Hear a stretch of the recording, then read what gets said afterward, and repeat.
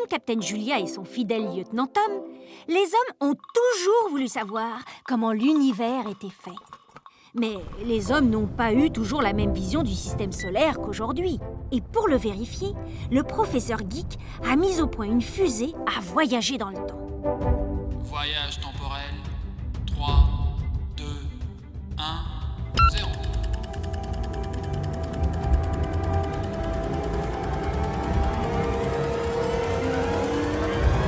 C'est ainsi qu'en Grèce antique, Aristote et plusieurs astronomes grecs pensent à cette époque que c'est le Soleil qui tourne autour de la Terre.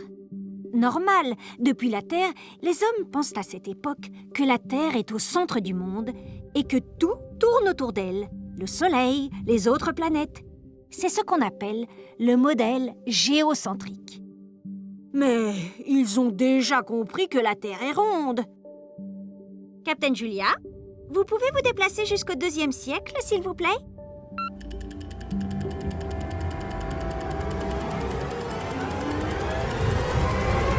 Ptolémée, en Égypte, défend l'idée que la Terre tourne autour d'un point imaginaire. Pour lui, elle n'est plus le centre de l'univers. Cependant, il continue quand même de penser que le Soleil et les planètes tournent autour de la Terre. Il faut attendre le 16e siècle. Nicolas Copernic propose, en faisant de savants calculs, un système différent qui met le Soleil au centre du système. C'est le système héliocentrique. Vous imaginez qu'avec une telle évolution dans la représentation de notre univers, tout le monde n'est pas d'accord.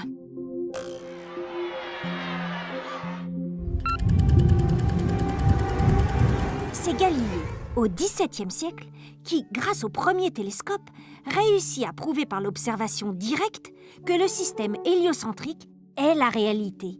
Mais là encore, malgré la justesse de ses idées, il rencontre une si forte opposition qu'il a même droit à un procès.